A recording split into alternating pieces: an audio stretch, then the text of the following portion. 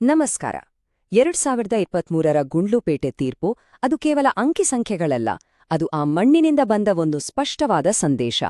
ಬನ್ನಿ, ಈ ವಿಶ್ಲೇಷಣೆಯಲ್ಲಿ ಆ ಸಂದೇಶದ ಹಿಂದಿರೋ ಜನರ ಧ್ವನಿ ಏನು ಅದ ಕೇಳೋಣ. ಅವರ ಆಸೆ ಆಕಾಂಕ್ಷೆಗಳನ್ನ ಅರ್ಥ ಮಾಡ್ಕೊಳ್ಳೋಣ. ನಾವು ಹೇಗೆ ಮುಂದುವರಿಯೋದು? ನೋಡಿ, ಮೊದಲು ನಾವು ಗುಂಡ್ಲುಪೇಟೆಯ ವಾಸ್ತವ ಏನು, ಅಲ್ಲಿನ ಜನರ ಬದುಕು ಹೇಗಿದೆ ಅಂತ ನೋಡೋಣ. ಅದಾದ್ಮೇಲೆ 2023ರ ತೀರ್ಪು ನಮಗೆ ಏನ್ ಹೇಳ್ತಿದೆ ಅಂತ ಆಳವಾಗಿ ವಿಶ್ಲೇಷಣೆ ಮಾಡೋಣ. ಆಮೇಲೆ ಆ ಕ್ಷೇತ್ರದ ರಾಜಕೀಯ ಇತಿಹಾಸ ಎಷ್ಟು ಅಸ್ಥಿರವಾಗಿದೆ ಅಂತ ಗಮನಿಸಿ ಜನರ ನಂಬಿಕೆಯನ್ನ ಗಳಿಸೋಕೆ ಬೇಕಾದ ಒಂದು ಬ್ಲೂಪ್ರಿಂಟ್ ಬಗ್ಗೆ ಮಾತಾಡೋಣ. ಕೊನೆಗೆ ಆ ಬ್ಲೂಪ್ರಿಂಟ್ ಅನ್ನ ನಿಜವಾದ ಆಡಳಿತವಾಡಿ ಹೇಗೆ ಬದಲಾಯಿಸಬಹುದು ಅನ್ನೋದನ್ನ ಚರ್ಚಿಸೋಣ. ಸರಿ, ಹಾಗಿದ್ರೆ ಶುರು ಮಾಡೋಣ. ಯಾವುದೇ ರಾಜಕೀಯ ವಿಶ್ಲೇಷಣೆಯ ಅಡಿಪಾಯ ಅಂದ್ರೆ ಅದು ಅಲ್ಲಿನ ಜನರ ದೈನಂದಿನ ಜೀವನ. ಗುಂಡ್ಲುಪೇಟೆಯ ಮಣ್ಣಿನ ನಾಡಿಮಿಡಿತವನ್ನ ಮೊದಲು ಅರ್ಥ ಮಾಡ್ಕೊಳ್ಳೋಣ. ಗುಂಡ್ಲುಪೇಟೆ ಇರೋದು ಚಾಮರಾಜನಗರ ಜಿಲ್ಲೆಯಲ್ಲಿ. ನಿಮ್ಗೆ ಗೊತ್ತಿರ್ಬೋದು, ಇದು ಕರ್ನಾಟಕದ ಅತ್ಯಂತ ಹಿಂದುಳಿದ ಜಿಲ್ಲೆಗಳಲ್ಲಿ ಒಂದು.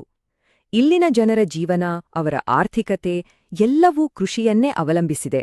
ಅಷ್ಟೇ ಅಲ್ಲ, ಆ ಕೃಷಿ ಕೂಡ ಮುಂಗಾರು ಮಳೆಯ ಮೇಲೆ ನಿಂತಿದೆ. ಅಂದ್ರೆ ಬದುಕು ಯಾವಾಗ್ಲೂ ಒಂದು ಅನಿಶ್ಚಿತತೆ ಜೊತೆಗೆ ಸಾಗುತ್ತೆ. ಹಾಗಿದ್ರೆ ಜನರ ನಿಜವಾದ ಸಮಸ್ಯೆಗಳಾದ್ರೂ ಏನು ಕೇಳಿ. ಮೊದಲನೇದು ಕುಡಿಯೋ ನೀರು. ಇದು ಬದುಕಿನ ಮೂಲ, ಆದ್ರೆ ಗುಂಡ್ಲುಪೇಟೆ ತಾಲೂಕಿನಲ್ಲಿ ಬೋರ್ವೆಲ್ಗಳು ಬತ್ತಿ ಹೋಗಿವೆ. ಎರಡನೇದು ಉದ್ಯೋಗ, ಯುವಕರ ಭವಿಷ್ಯಕ್ಕೆ ದಾರಿ. ಆದ್ರೆ ನಿರುದ್ಯೋಗ ಇಲ್ಲಿನ ಅತಿ ದೊಡ್ಡ ಸಮಸ್ಯೆ ಅಂತ ಹೇಳಲಾಗುತ್ತೆ. ಮೂರನೇದು ಸಂಪರ್ಕ. ಹೌದು, ಪಟ್ಟಣದ ರಸ್ತೆಗಳು ಸ್ವಲ್ಪ ಸುಧಾರಿಸಿರ್ಬೋದು, ಆದ್ರೆ ಹಳ್ಳಿಗಳನ್ನ ಮುಖ್ಯ ರಸ್ತೆಗಳಿಗೆ ಜೋಡ್ಸೋ ಲಿಂಕ್ ರೋಡ್ಗಳ ಕೊರತೆ ಇವತ್ತಿಗೂ ತುಂಬಾನೇ ಇದೆ. ನೋಡಿ, ಈ ಸಮಸ್ಯೆಗಳು ಕೇವಲ ಅಂಕಿಅಂಶಗಳಾಗಿ ಉಳಿದಿಲ್ಲ. ಇವು ಜನರ ದಿನನಿತ್ಯದ ಬದುಕಿನಲ್ಲಿ ಅವರ ಘನತೆಗಾಗಿ ನಡೆಯೋ ಹೋರಾಟವಾಗಿವೆ. ಯೋಚನೆ ಮಾಡಿ, ಹಳ್ಳಿಯ ಮಹಿಳೆಯರು ನೀರಿಗಾಗಿ ಮೈಲುಗಟ್ಲೆ ನಡಿಬೇಕು. ನಮ್ಮ ಯುವಕರು ಕೆಲ್ಸ ಹುಡುಕೊಂಡು ಅಕ್ಕಪಕ್ಕದ ಕೇರಳ, ತಮಿಳ್ನಾಡಿಗೆ ವಲಸೆ ಹೋಗ್ತಿದ್ದಾರೆ. ಇದು ಬರೀ ಆರ್ಥಿಕ ಬಿಕ್ಕಟ್ಟು ಅಷ್ಟೇ ಅಲ್ಲ, ಇದು ಇಡೀ ತಲೆಮಾರಿನ ಒಂದು ಸಾಮಾಜಿಕ ಬಿಕ್ಕಟ್ಟು. ಇಂಥ ಒಂದು ಕಠಿಣ ಪರಿಸ್ಥಿತಿಯಲ್ಲಿ 2023ರ ಚುನಾವಣೆ ನಡೆದು. ಅದು ಕೇವಲ ಒಂದು ರಾಜಕೀಯ ಪ್ರಕ್ರಿಯೆ ಆಗಿರ್ಲಿಲ್ಲ ಗೊತ್ತಾ, ಅದು ಜನರ ನೋವಿಗೆ, ಅವರ ನಿರೀಕ್ಷೆಗೆ ಸಿಕ್ಕಿದ ಒಂದು ಉತ್ತರ. ಆ ತೀರ್ಪು ಏನ್ ಹೇಳುತ್ತೆ ಅಂತ ಈಗ ನೋಡೋಣ. ಈ ಅಂಕಿ ಅಂಶಗಳು ಒಂದು ಸ್ಪಷ್ಟವಾದ ಕಥೆ ಹೇಳ್ತವೆ. ಒಟ್ಟು ಮತದಾರರು ಸುಮಾರು 2,13,000. ಆದ್ರೆ ಇಲ್ಲಿ ನಾವು ಮುಖ್ಯವಾಗಿ ಗಮನಿಸಬೇಕಾದದ್ದು ಮತದಾನದ ಪ್ರಮಾಣ. ಎಷ್ಟಿದೆ ನೋಡಿ, ಸುಮಾರು 88%. ಇದು ಅಸಾಧಾರಣವಾದದ್ದು ನಿಜಕ್ಕೂ. ಅಂದ್ರೆ ಏನೋ, ಗುಂಡ್ಲುಪೇಟೆಯ ಮತದಾರರು ಸುಮ್ನೆ ಕೂತಿಲ್ಲ. ತಮ್ಮ ಭವಿಷ್ಯದ ಬಗ್ಗೆ ಅವರು ಎಷ್ಟು ಗಂಭೀರವಾಗಿದ್ದಾರೆ, ಬದಲಾವಣೆಗಾಗಿ ಎಷ್ಟು ಕಾಯ್ತಿದ್ದಾರೆ ಅನ್ನೋದಕ್ಕೆ ಇದೇ ಸಾಕ್ಷಿ.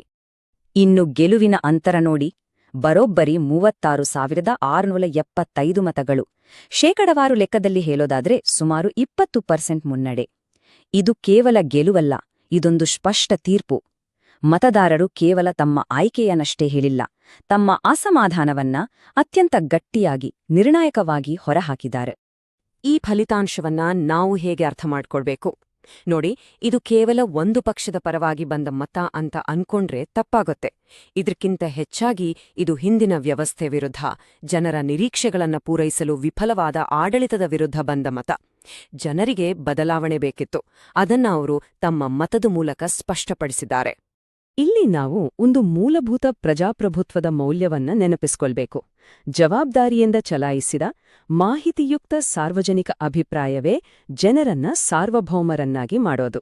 ಗುಂಡ್ಲುಪೇಟೆಯಲ್ಲಿನ ಅಷ್ಟೊಂದು ಹೆಚ್ಚಿನ ಮತದಾನ ಮತ್ತು ಆ ಸ್ಪಷ್ಟವಾದ ತೀರ್ಪು ಇದೇ ಸಾರ್ವಭೌಮತ್ವದ ಶಕ್ತಿಗೆ ಒಂದು ಅತ್ಯುತ್ತಮ ಉದಾಹರಣೆ. ಆದ್ರೆ 2023ರಲ್ಲಿ ಕಂಡ ಈ ದೊಡ್ಡ ಬದಲಾವಣೆ ಏನೋ ರಾತ್ರೋರಾತ್ರಿ ಆಗಿದ್ದಲ್ಲ. ನಾವು ಗುಂಡ್ಲುಪೇಟೆಯ ರಾಜಕೀಯ ಇತಿಹಾಸವನ್ನ ಒಮ್ಮೆ ನೋಡಿದ್ಲೆ ಇಲ್ಲಿನ ನಿಷ್ಠೆಗಳು ಎಷ್ಟು ಬೇಗ ಬದಲಾಗ್ತವೆ ಅನ್ನೋದು ಸ್ಪಷ್ಟವಾಗಿ ಗೊತ್ತಾಗತ್ತೆ. ಈ ಟೈಮ್ಲೈನ್ ನೋಡಿ, 1994ರಿಂದ 2013ರವರೆಗೆ ಎಚ್.ಎಸ್. ಮಹದೇವಪ್ರಸಾದ್ ಅವರು ಸತತ 5 ಬಾರಿ ಗೆದ್ರು. ಆದ್ರೆ 2004ರ ನಂತರ ಅವರ ಗೆಲುವಿನ ಅಂತರ ನಿಧಾನಕ್ಕೆ ಕಡಿಮೆ ಆಗ್ತಾ ಬಂತು. ಅಂದ್ರೆ ಆಡಳಿತದ ಬಗ್ಗೆ ಅಸಮಾಧಾನ ಒಳಗೊಳಗೆ ಬೇಯುತ್ತಿತ್ತು. 2018ರಲ್ಲಿ ಆ ಅಸಮಾಧಾನ ಒಂದು ದೊಡ್ಡ ಅಲೆಯಾಗಿ ಬದಲಾಗಿ ಬಿಜೆಪಿ ಸ್ಪಷ್ಟ ಗೆಲುವು ಸಾಧಿಸಿತು. ಆದ್ರೆ ಕೇವಲ 5 ವರ್ಷಗಳಲ್ಲಿ 2023ರಲ್ಲಿ ಆ ಅಲೆ ಸಂಪೂರ್ಣವಾಗಿ ತಿರುಗಿಬಿದ್ದಿದೆ. ಕಾಂಗ್ರೆಸ್ ಸುಮಾರು 20% ಅಂತರದ ದೊಡ್ಡ ಗೆಲುವು ದಾಖಲಿಸಿದೆ. ಇದರಿಂದ ಏನ್ ಗೊತ್ತಾಗುತ್ತೆ? ಇಲ್ಲಿ ಸ್ಥಿರತೆ ಅನ್ನೋದು ಒಂದು ಭ್ರಮೆ ಅಷ್ಟೆ.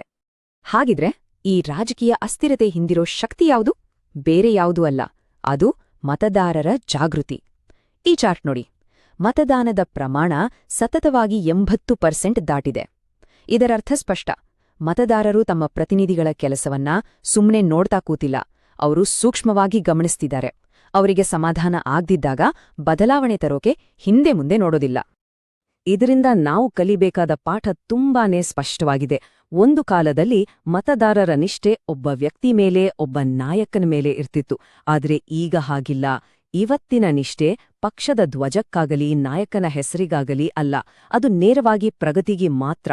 ನೀರು, ಉದ್ಯೋಗ, ರಸ್ತೆ, ಈ ಮೂಲಭೂತ ಸಮಸ್ಯೆಗಳಿಗೆ ಯಾರು ಪರಿಹಾರ ಕೊಡ್ತಾರೋ ಅವರಿಗೆ ಗೆಲುವು, ವಿಫಲರಾದವರಿಗೆ ನಿರ್ಣಾಯಕವಾದ ತಿರಸ್ಕಾರ. ಇದು ಹೊಸ ಗುಂಡ್ಲುಪೇಟೆಯ ರಾಜಕೀಯ ವಾಸ್ತವ. ಸರಿ, ಹಾಗಾದ್ರೆ ಇಂಥ ಒಂದು ಅಸ್ಥಿರ ರಾಜಕೀಯ ವಾತಾವರಣದಲ್ಲಿ ಜನರ ನಂಬಿಕೆಯನ್ನ ಗಳಿಸಿ ಅದನ್ನ ದೀರ್ಘಕಾಲ ಉಳಿಸ್ಕೊಳ್ಳೋದು ಹೇಗೆ? ಬರೀ ಭರವಸೆಗಳು ಸಾಕಾಗಲ್ಲ ಅಲ್ವಾ? ಅದಕ್ಕೊಂದು ವ್ಯವಸ್ಥಿತವಾದ ಕಾರ್ಯತಂತ್ರ, ಒಂದು ಬ್ಲೂ ಪ್ರಿಂಟ್ ಬೇಕು. ಆ ನೀಲನಕ್ಷೆ ಹೇಗಿರಬೇಕು ಅಂತ ಈಗ ನೋಡೋಣ. ಜನರ ನಂಬಿಕೆಯನ್ನ ಗೆಲ್ಲು ಕಾರ್ಯತಂತ್ರಕ್ಕೆ 4 ಮುಖಗಳಿರಬೇಕು. ಇದನ್ನ ನಾವೊಂದು ಚತುರ್ಮುಖ ಸಿದ್ಧಾಂತ ಅಂತ ಕರೆಯಬಹುದು. ಇದು ಚುನಾವಣೆ, ಸಂಘಟನೆ, ಸಂವಹನ ಮತ್ತು ಸಂಪನ್ಮೂಲಗಳು. ಈ 4 ಒಟ್ಟಿಗೆ ಸೇರಿಸಿ ಮತದಾರರ ಜೊತೆ ಕೇವಲ ಒಂದು ಎಲೆಕ್ಷನ್ ಸಂಬಂಧವನ್ನಲ್ಲ, ಬದಲಿಗೆ ಒಂದು ಬಲವಾದ ದೀರ್ಘಕಾಲೀನ ಬಾಂಧವ್ಯವನ್ನ ಕಟ್ಟುವೊಂದು ಸಿಸ್ಟಮ್ಯಾಟಿಕ್ ವಿಧಾನ. ಈ ಸಿದ್ಧಾಂತದ 4 ಕಂಬಗಳು ಹೀಗಿವೆ. ಮೊದಲನೆಯದು ಚುನಾವಣಾ ತಂತ್ರ. ಜಾತಿ ಧರ್ಮವನ್ನ ಪಕ್ಕಕ್ಕಿಟ್ಟು ನೀರು ಮತ್ತು ಉದ್ಯೋಗದಂತಹ ಎಲ್ಲರ ಸಮಾನ ಅಗತ್ಯಗಳ ಮೇಲೆ ಮೈತ್ರಿಗಳನ್ನ ಕಟ್ಟೋದು. ಎರಡನೆಯದು ಸಾಂಸ್ಥಿಕ ತಂತ್ರ. ಪಕ್ಷವನ್ನ ಬರೀ ಎಲೆಕ್ಷನ್ ಟೈಮ್ನಲ್ಲಿಯಲ್ಲ, ಬೂತ್ ಸಮಿತಿಗಳ ಮೂಲಕ ವರ್ಷಪೂರ್ತಿ ಜನರ ಜೊತೆ ಸಂಪರ್ಕದಲ್ಲಿಡೋದು. ಮೂರನೆಯದು ನಿರೂಪಣಾ ತಂತ್ರ. ದೊಡ್ಡ ದೊಡ್ಡ ಭರವಸೆಗಳ ಬದಲು ಗುಂಡ್ಲುಪೇಟೆಗೆ ನೀರು ಮತ್ತು ಕೆಲಸ ಅನ್ನೋ ಒಂದು ಸರಳ, ಪ್ರಾಮಾಣಿಕ ಸಂದೇಶವನ್ನ ಜನರಿಗೆ ತಲುಪಿಸೋದು. ಮತ್ತು ನಾಲ್ಕನೆಯದು ಸಂಪನ್ಮೂಲ ತಂತ್ರ. ಸರ್ಕಾರದ ಅಧಿಕಾರವನ್ನ ಬಳಸಿ ನೀರಿನ ಪೈಪ್ಲೈನ್ಗಳಂತಹ ಜನರ ಬದುಕನ್ನ ನೇರವಾಗಿ ಸುಧಾರಿಸೋ, ಕಣ್ಣಿಗೆ ಕಾಣೋ ಯೋಜನೆಗಳನ್ನ ಮಾಡೋದು. ಆದರೆ ಕಾಗದದ ಮೇಲಿರೋ ಸ್ಟ್ರಾಟಜಿಗೆ ಯಾವುದೇ ಬೆಲೆ ಇಲ್ಲ. ಅದನ್ನ ನೆಲದ ಮೇಲೆ ಕಾರ್ಯರೂಪಕ್ಕೆ ತಂದಾಗ ಮಾತ್ರ ಅದಕ್ಕೊಂದು ಅರ್ಥ ಬರುತ್ತೆ. ಹಾಗಿದ್ರೆ ಈ ಕಾರ್ಯತಂತ್ರವನ್ನ ಕ್ರಿಯೆಯಾಗಿ ಪರಿವರ್ತಿಸೋದು ಹೇಗೆ? ಅದರ ದಾರಿ ಇಲ್ಲಿದೆ. ಇದು 90 ದಿನಗಳ ಒಂದು ಸ್ಪಷ್ಟವಾದ ಆಕ್ಷನ್ ಪ್ಲಾನ್. ಮೊದಲ 30 ದಿನಗಳು ಸಜ್ಜಾಗೋಕೆ, ಟೀಮ್ಗಳನ್ನ ರೆಡಿ ಮಾಡಿ, ಜನರ ಸಮಸ್ಯೆಗಳನ್ನ ಲಿಸ್ಟ್ ಮಾಡೋಕೆ, ನೀರು ಮತ್ತು ಕೆಲಸ ಕಾರ್ಯಪಡೆಯನ್ನ ಶುರು ಮಾಡಿ. ಮುಂದಿನ 30 ದಿನಗಳು ಕೆಲಸ ಮಾಡೋಕೆ, ಮನೆ ಬಾಗಿಲಿಗೆ ಹೋಗಿ ಕ್ಯಾಂಪ್ಗಳನ್ನ ಮಾಡಿ, ಸಣ್ಣ ಪುಟ್ಟ ರಸ್ತೆ, ಚರಂಡಿ ದುರಸ್ತಿ ಕೆಲಸಗಳನ್ನ ತಕ್ಷಣ ಶುರು ಮಾಡಿ, ಜನರಿಗೆ ಬದಲಾವಣೆ ಕಾಣಿಸ್ಬೇಕು. ಮತ್ತು ಕೊನೆಯ 30 ದಿನಗಳು ಸಂವಹನಕ್ಕೆ. ಮಾಡಿದ ಸಣ್ಣ ಸಣ್ಣ ಕೆಲಸಗಳ ಬಗ್ಗೆ ಜನರಿಗೆ ತಿಳಿಸಿ, ರ್ಯಾಲಿಗಳನ್ನ ಮಾಡಿ, ಮತದಾರರ ಜೊತೆ ಮತ್ತೆ ಕನೆಕ್ಟ್ ಆಗಿ ನಂಬಿಕೆಯನ್ನ ಗಟ್ಟಿ ಮಾಡಬೇಕು. ಆದ್ರೆ ಈ ರೀತಿ ಜನರ ಜೊತೆ ಸಂಪರ್ಕ ಇಟ್ಟುಕೊಳ್ಳುವಾಗ ಒಂದು ಮೂಲಭೂತ ಮೌಲ್ಯವನ್ನ ಯಾವತ್ತೂ ಮರೆಯಬಾರದು. ಪ್ರತಿಯೊಬ್ಬ ವ್ಯಕ್ತಿಯ ಮಾಹಿತಿಯನ್ನ, ಅವರ ಖಾಸಗಿತನ ಮತ್ತು ಒಪ್ಪಿಗೆಯನ್ನ ಗೌರವಿಸಿ ಅತ್ಯಂತ ಜಾಗರೂಕತೆಯಿಂದ ನಿಭಾಯಿಸಬೇಕು. ಯಾಕಂದ್ರೆ ನಂಬಿಕೆಯುತ ಮತ್ತು ಘನತೆಯುತ ಸಂಬಂಧಕ್ಕೆ ಇದೇ ಅಡಿಪಾಯ. ದೀರ್ಘಕಾಲೀನ ಆಡಳಿತಕ್ಕೆ ಸೇತುವೆ ಕಟ್ಟೋದು ಹೇಗೆ? ಉತ್ತರ ತುಂಬ ಸರಳ: ಸ್ಪಂದನೆ. ಯೋಚನೆ ಮಾಡಿ, ಒಂದು ಹಳ್ಳಿಯಲ್ಲಿ ಬೋರ್ವೆಲ್ ಕೆಟ್ಟೋದಾಗ ಅದನ್ನ 48 ಗಂಟೆಗಳ ಒಳಗೆ ಸರಿಪಡಿಸಿದ್ರೆ ಅದು ಕೇವಲ ನೀರು ಕೊಟ್ಟ ಹಾಗಲ್ಲ, ಅದು ನಂಬಿಕೆಯನ್ನ ಕೊಟ್ಟ ಹಾಗೆ. ಒಂದು ಸಣ್ಣ ದೂರು ನಂಬಿಕೆ ಕಟ್ಟೋ ದೊಡ್ಡ ಅವಕಾಶವಾಗಿ ಬದಲಾಗುತ್ತೆ. ಜನರ ಮತ್ತು ಅವರ ಪ್ರತಿನಿಧಿಗಳ ನಡುವಿನ ಸಂಬಂಧವನ್ನೇ ಬದಲಾಯಿಸೋ ಶಕ್ತಿ ಇದಕ್ಕಿದೆ. ಹಾಗಿದ್ರೆ ಈ ಎಲ್ಲಾ ವಿಶ್ಲೇಷಣೆ, ಈ ಎಲ್ಲಾ ಕಾರ್ಯತಂತ್ರಗಳ ಅಂತಿಮ ಗುರಿಯೇನು? ಗುಂಡ್ಲುಪೇಟೆಯ ಭವಿಷ್ಯದ ಬಗ್ಗೆ ನಮ್ಮ ದೂರದೃಷ್ಟಿ ಏನಾಗಿರಬೇಕು? ಭವಿಷ್ಯದ ದೃಷ್ಟಿ ಹೀಗಿರ್ಬೇಕು: ನಮ್ಮ ಯುವಕರು ಬದುಕು ಕಟ್ಕೊಳ್ಳೋಕೆ ತಮ್ಮ ಊರನ್ನ ಬಿಟ್ಟು ಬೇರೆ ಕಡೆ ಹೋಗ್ಬಾರ್ದು. ಅಂಥ ಒಂದು ಕ್ಷೇತ್ರವನ್ನ ಕಟ್ಟಬೇಕು. ಶುದ್ಧ ಕುಡಿಯೋ ನೀರಿಗಾಗಿ ಯಾರೂ ಕೂಡ ಮೈಲುಗಟ್ಲೆ ನಡೆಯೋ ಪರಿಸ್ಥಿತಿ ಇರಬಾರ್ದು. ಪ್ರತಿಯೊಂದು ಹಳ್ಳಿಗೂ ಅವಕಾಶದ ದಾರಿಗಳು ತೆರೆದಿರ್ಬೇಕು. ನೋಡಿ, ಯಾವುದೇ ರಾಜಕೀಯ ಕಾರ್ಯತಂತ್ರದ ಅಂತಿಮ ಉದ್ದೇಶ ಇದೇ ಆಗಿರ್ಬೇಕು: ಜನರ ಜೀವನವನ್ನ ಉತ್ತಮಪಡಿಸೋದು. ಮತ್ತು ಒಂದು ಮಾತು ಸದಾ ನೆಂಪಿರ್ಲಿ: ಜನರ ತೀರ್ಪು ಅನ್ನೋದು ಗಾಜಿನ ಹಾಗೆ. ಅದೊಂದು ದುರ್ಬಲವಾದ ನಂಬಿಕೆ. ಅದನ್ನ ಗಳಿಸೋದು ಕಷ್ಟ, ಆದ್ರೆ ಕಳ್ಕೊಳ್ಳೋದು ತುಂಬಾ ಸುಲಭ.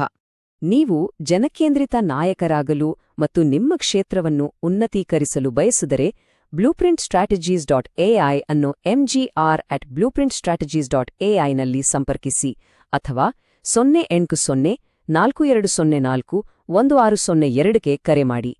ರಾಜಕೀಯವನ್ನು ಮೀರಿದ ಉದ್ದೇಶ.